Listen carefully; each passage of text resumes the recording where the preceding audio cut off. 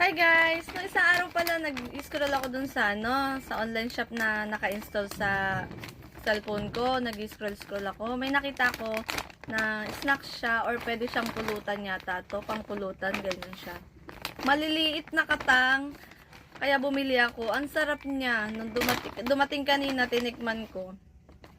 Ang sarap niya. Habang nagtatrabaho kasi binuksan ko siya.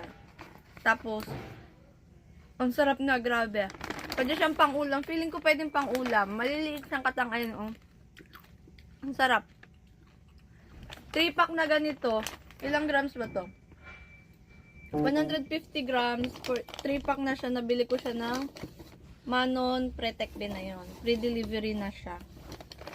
Gusto ko lang i-share kasi first time ko siya. Na-amaze ako. First time ko siyang matikman.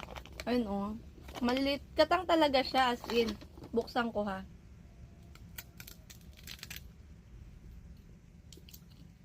Yan, oh. Katang talaga siya. May mga sesame seed pa siya sa loob. Ay, sa labas. Ang lasa niya matamis-tamis. Malutong siya. Kaya pwede siyang, pang-ulam. Or pang-pulutan, ganun. Nakatikim na kasi ako nung dito, yung binuro nilang katang. Masarap din naman, pero yung ang ayoko dun maalat kasi sobrang alat. Ito, masarap siya, matamis. Na malutong. Ayan. Kung gusto nyo, ayan. Bumili kayo, ganyan yung pangalan niya.